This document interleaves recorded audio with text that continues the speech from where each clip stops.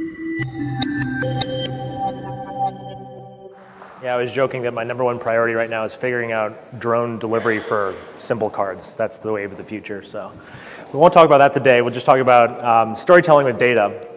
And I feel honored to follow the 3 speakers that have preceded me today. I think they've done a fantastic job, and I hope to deliver something you also find helpful and interesting. So yeah, my name is Scott Edwards. I'm the marketing manager at Simple.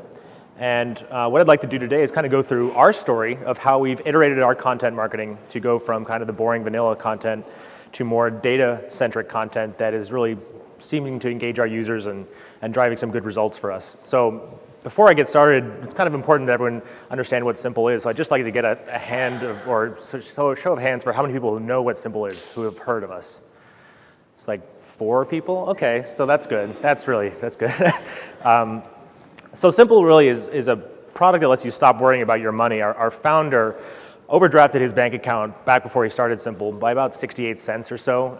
The bank didn't tell him about it, and he racked up a couple $100s worth of overdraft charges over the next couple days. I'm sure that's happened to people here. And so he sent an email to our co-founder the next day and was like, we need to start a retail bank. We need to fix this problem. And that's how Simple was born. And so Simple is, since it's all digitally native, we really help our users unlock the hidden financial data that's inside their spending. And so we've kind of taken that to our content and applied it there. So this is the part where I'm supposed to tell you I'm a storyteller, right? This is a talk called Storytelling with Data. Unfortunately, that's not really who I am. I'm a pretty poor storyteller. It's not in my data. It's not in my DNA at all. My wife and I got married about 2 years ago, and we had practiced a joke I was supposed to deliver on our wedding day.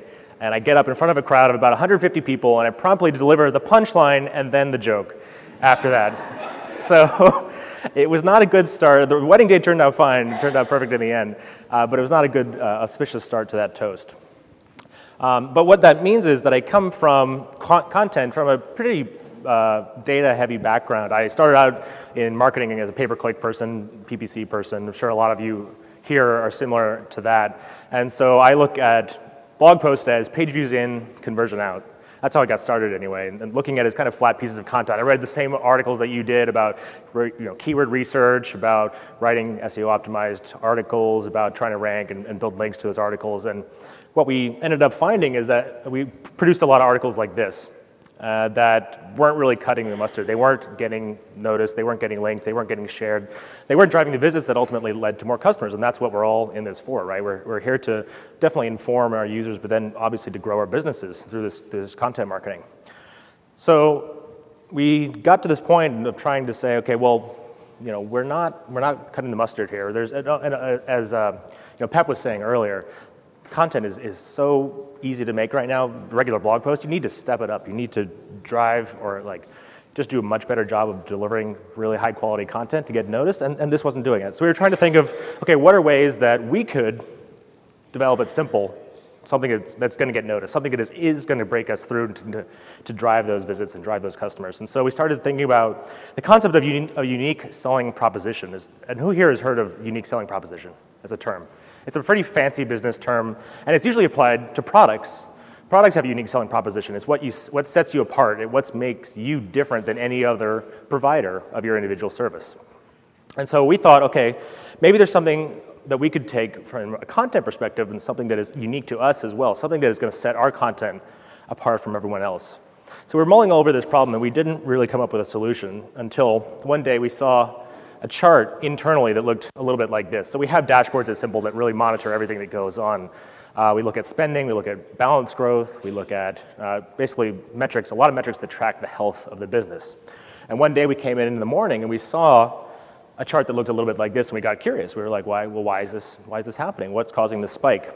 And so we zoomed into the data, we identified the particular day it was happening on, we identified the particular merchant it was happening on. And so now it's pop quiz time.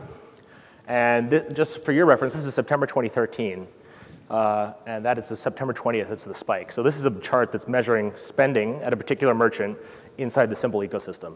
Does anyone have a guess what this might be? One guess? iPhone, wow, that was good. All right, first try, yes, you're correct. So this is Apple Store spending in September 23rd. This is the iPhone 5S and 5C launch. And so we have a lot of early adopter Apple fans at Simple. We knew this because the data told us so. We also knew this because of social media.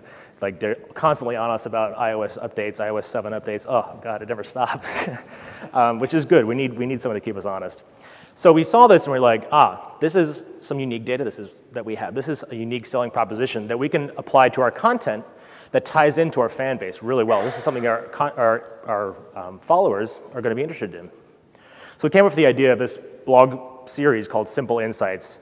And I don't know if any one of you remembered the OkCupid blog series back in the day where they compared messages between people on OkCupid's dating site. So the inspiration for the Simple Insights post series came from that, a little bit combined with Google Trends. We wanted to analyze and leverage the data that our system was generating and turn it into really interesting content for people to read. So, okay, we said, what happens every year when the iPhone comes out? We correctly identified that it was the iPhone launch. What happens every year? Well, people want to know, was this year's launch bigger than last year's? Was it smaller? Was there more sales? Were there more units? What was the average order value? There's all this articles that always come out around the time of the iPhone launch that drives a lot of page views, drives a lot of interest. So we thought, okay, we have some unique data. We can contribute to this conversation. So we went back and looked at spending at the Apple Store for the same period, the previous year, for the different launch period. And you can see I've identified there on the 21st of September, the launch day for the iPhone. But we see something else, actually. Anyone else take care to guess what the other spike is in spending? So that year, they actually did a pre-launch. They did a pre-order period as well. And so we see 2 different days of spikes. And so we did the analysis, and we looked and saw if you count only launch day, September 2013 was a bigger launch for Apple than was 2012. If you include pre-orders from 2012, then the pre-order and the launch period combined in 2012 were bigger. At least, again, this is on Simple's network. This is obviously using our data. But we had a pretty heavy early adopter basis. So this was interesting data. And we put this blog post together, and we put these charts out there in this blog post. And we got some traction. We got some coverage. There were some tweets about it. But it could have been a lot better. And so we did a postmortem after we put out this content. And we do that with every piece of content we do. We always do a postmortem. What could we do better? What did we do poorly? What did we do well? And the thing that we came back to was, what was the story here? Was this really a story, or was it a regurgitation of the facts? If you think about everyone who puts out articles about which iPhone launch was bigger, it's always the research agencies. It's always the tech blogs. It's not really something that applies to everyday individual lives. And so what we came away with was that this doesn't really help our audience, help our customers do anything. It was just talking about interesting data. There wasn't a story here. It was just presenting charts and writing words that associated with it. So it was a little bit of it was a bust, but it was a good first step. But the important thing that came away with it is we asked at the end of this blog post for our customers to tell us, if you could ask your financial data a question, what would it be? And we got all kinds of responses. Crowdsourcing topics is a great way to build a topic list because people are telling you what they want to read. It's really helpful if you have an engaged audience to ask for help when your first effort didn't really go that well. And what we got back was a great idea that immediately we knew we had a winner. And so what it was, I don't know if you can see up there at the top, but one of the things that Simple does in our iPhone apps is we actually split out and report to you how much of a tip you leave on every transaction that's at a coffee shop or at a restaurant. And as far as I know, there's actually really no other bank out there that does this. But you get the push notification immediately after you swipe that tells you you made the purchase. And then on the right-hand side, you can see that the tip is broken out. And so this person asked us, I want to know about tipping rates generally. You've unlocked my data individually for me so I can see how much I tip, but I'd love to know what else people are tipping across the country. And so we said, okay, this is immediately one that we can dig into. This is something we can really sink our teeth into and get some interesting data around. So that's what we started to do. And this is a little bit hard to see again, but this is the R query we ran against our database, and it's really long and ugly, and it's just a pain. It was a pain to write.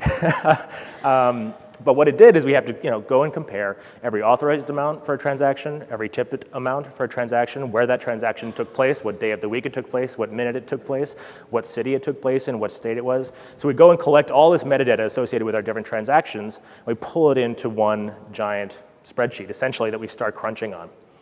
So it gives us the data, but we don't know where we're going to go with it. We might find that everyone tips the same. We might find that a certain city tips really well, a certain city tips really poorly. We just didn't know. What we wanted to do is get the data and let the data inform us of what the story was going to be. So to do that, we got to get all this cleaned up. This is what the output of that query was, and it's just a bunch of numbers. So this is data, right? But it's not telling us anything. It's not communicating anything to us. So if we put this up on a blog post, no one's going to read it, no one's going to know what we said, and no one's going to care. So let's go to the next step. What's one step deeper? Well, this is now structured data. We've coalesced and organized all the information according to the state that the transaction took place in and according to the city that the transaction took place in. And we're listing all the tip rates by that.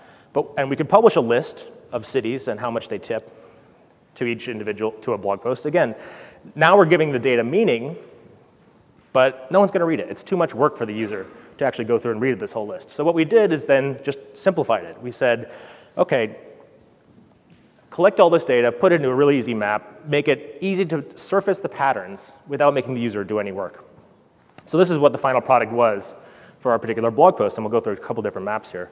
This is a tipping analysis by state. And before I go to the next slide, everyone always wants to guess what the #1 tipping state is. So I'll ask the question here. Who thinks they know what the #1 tipping state is, as far as most generous tipping state? Yeah.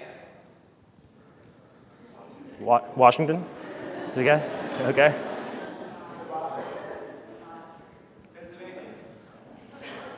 Montana. Montana, Wyoming, Colorado. So the mountain states are being pretty generous here with their tipping rates. Alabama, West Virginia follow that. Lowest tipping states, Utah, Delaware, just across the river here. Hawaii, New Jersey, New York. Oh, some controversy. OK, we're causing controversy. That's good. That's what's intended by that chart right there, is to cause controversy, to cause discussion. And we'll see what happened actually with that chart in a little second here.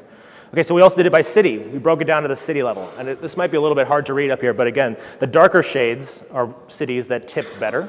The lighter shades are the cities that tip less well. Anyone want to venture a guess? No? OK. New Orleans ended up being the #1 tipping city.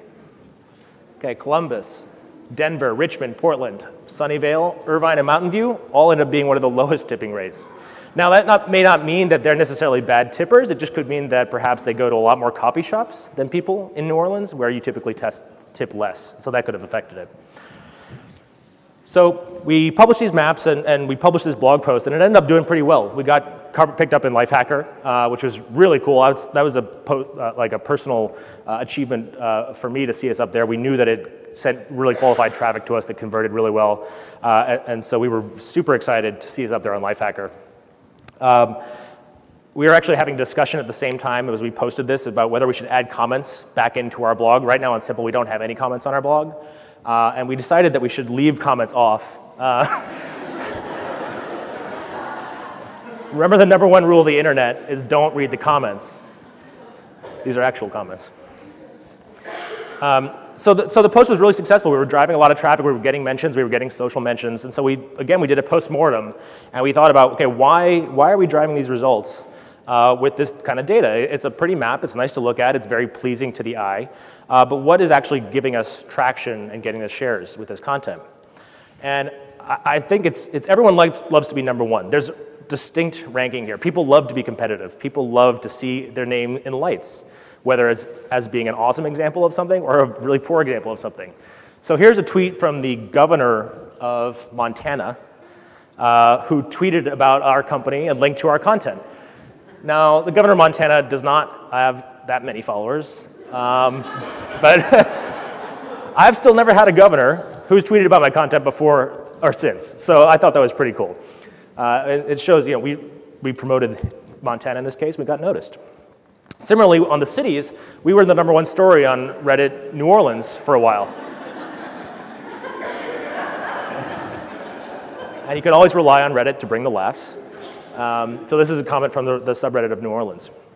So by ranking these features and just using data to incite people's competitive nature, we were causing waves, causing a stir. So a couple other things we looked at.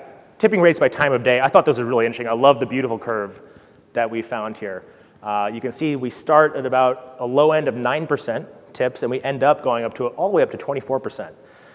So if I add the times on here, you can see that in the morning, at breakfast time, we're groggy, we're grumpy, we're not going to tip very well. Meanwhile, when we go across the street later on, we're drinking, we're going to probably tip up to 24%. I thought that was pretty crazy. That was amazing. We get a little bit more loose with our money. Same thing, if we look at days of the week, you can see, okay, there's some interesting trends here, but again, it's not too surprising. Friday, Saturday, really good days to go and be a waiter or a waitress, because you're going to probably get tipped pretty well. We're going out to more restaurants, we're going out to more bars. That's where we tip typically better. So we were jazzed about this result. We had a hit in our hands. There was getting a lot of traffic, and that was great. So we were excited to move on to the next iteration. How could we keep iterating? How could we keep using data in ways that was bringing attention? And so I'm not sure if anyone is familiar with the worst day of the ride, or worst day of the year ride in Portland. Everyone knows Portland loves to ride bikes, right? But there's a bike ride that's organized every year that's statistically held on the worst weather day of the year. And we actually had Snowpocalypse 2014 on that particular day. So they canceled the worst day of the year ride because of bad weather in Portland, which was, didn't get a lot of laughs here, but in Portland, everyone was laughing about that. And so we had a question. Simple was shut down during this time too. We all went home. And so there was a question, there was a hypothesis that was raised of this would shift spending behaviors. People would not go out as much. They might buy more groceries. They might change their spending habits. And so we want to investigate this question. And yet perhaps this might be the next candidate for our Simple Insights series. So one of our team members, Benjamin, actually went and did all this database querying. He wrote the blog post. He built the charts. He went through that whole process that we looked at for the tipping data piece. And we got to the point where the blog post was ready. We were ready to hit the publish button. But before we do that, we always share it internally with the company at Simple to, again, do this qualitative research that Pep was talking about earlier. We were asking our audience, did you find this interesting? And they told us no. They looked at all these charts, and we found changes in spending behavior. We found changes in human behavior, but they were just telling us the story wasn't there. This was back to a regurgitation of the facts. And so what we ended up doing is we had to let it go. I had to make a Frozen reference. We ended up not publishing the post. We ended up throwing out all that work, unfortunately, because as Pep was saying again earlier, the reputation that we had built with a couple earlier posts might have been tarnished by putting out something that didn't end up communicating a story as much as it was just putting out some pretty charts with some words associated with it. So this last piece of content that we put out, I think is really where we'll be going more and more in the future. And I'm pretty excited about how this one turned out. Data can be the story in and of itself. So everything we've talked up to now has been a blog post. It's been a bunch of charts, been some words associated with it. And it tells a nice story, but what it does is it makes the user read through the whole thing. It's a lot of work, and it could be done a lot better. So how can we do it a lot better? So I'm sure everyone is familiar with like MailChimp's end-of-the-year review post, Kickstarter's end-of-the-year review post. So Matt, who's on our design team, decided we wanted to do one at Simple as well. And so how can we make this a really awesome, compelling piece of content without making a bunch of words? And how could we tell the story without making people read a bunch of words? So what we ended up doing was picking simply icons, data labels, and data values, and forcing ourselves to tell the story of Simple in 2013 through exclusively those 3 data points. So what we wanted to communicate in 2013 was that we grew a lot, right? So we chose data points that without using paragraphs, that we could have explained in paragraphs of words, we just chose a data label, total amount transferred, and put in a value. Okay, we've communicated now. We had a lot of transfers. We had a lot of transactions in 2013. We also want to communicate to like potential customers, right? Oh, we're different because we don't charge overdraft fees. So what's one way to do that without having a paragraph about why we don't charge overdraft fees? Just show it. Use the actual statistics and the data to show the values of the company that we have. Again, we're pretty well known for our support and providing great support to customers. We oftentimes have animated GIFs in our support messages back to customers. That's something that doesn't really translate well if you wanted to write a blog post about it. It doesn't come across as well as if you just say, we send animated GIFs. That's just something that we do. It's a value we have, and here's the data to back it up and to show it. And so we keep going with this way. ATM fees avoided. We keep going with this. We talk about handwritten notes. We send happy birthday cards to our customers and cards saying just thanks for being a customer. That's something, again, that shows the value of Simple, or the value of the company that just doesn't come across well in a paragraph or in a sentence. And instead, we just wanted to show it with some data. Again, we do this with the company. We're hiring like 100 people this year. So we wanted to communicate that simple is also a great place to work, right? So we just did that again with just choosing the individual data points that we wanted to highlight that spoke to simple being a great place to work rather than just writing a page-long why you should work here document. And finally, one of the hardest things to do, I think, in an online business is to show that there's actual people who are working at this company, right? People don't do business with companies or websites, they do business with people. It's like a cliche, but it's very true. And so what I thought was really great about this whole thing is if you notice, I could go back real quick, there's actually pictures of people in the background of most of these slides. And then on the final slide, we're really showing you, there's the simple secret service right there. We have all our sunglasses on. We're showing the individual faces that run this business. And we're listing all the names of the people that run this business. And now, we're not expecting people to go through and read every single one of those names, but what we do communicate is that we're here, we're real people, you can see our faces, and there's real people who are running this company behind the scenes that care about it. So I think what that really, this 2013 shows is that you don't need to use a lot of words and a lot of text to communicate ideas, that simply highlighting the data points that illustrate the values of your brand can really make a big difference and communicate a story. So to wrap up, I would just ask you, when you're thinking about how you can use data to tell your stories, what is your unique selling prospect, or proposition rather? What is something that you have access to, that you have a perspective on, that no one else can touch? If you're just writing the how-to and advice articles that we started out writing, you're going to compete with everyone. But if you're writing based on data that only you have access to, you're going to compete with no one. Put your data's best foot forward. So we can put out CSVs, and we can put out tables, and we can list all the data out there, but unless it looks really good, people aren't going to digest it. It's not going to get as much traction. Make your readers number one. That's what we did with the ranking of the tables, right? If you incite the competition of the natural inborn competition of people, you're more likely to get some traction. You're more likely to get people talking about your content. Can others parse the data? So this is going back to our story about not publishing a blog post. If the data is there and it may be producing interesting charts, but if regular people can't understand it, perhaps go back to the drawing board and think about another way you could present that data that might make it more easily digestible for regular people. And finally, show, don't tell.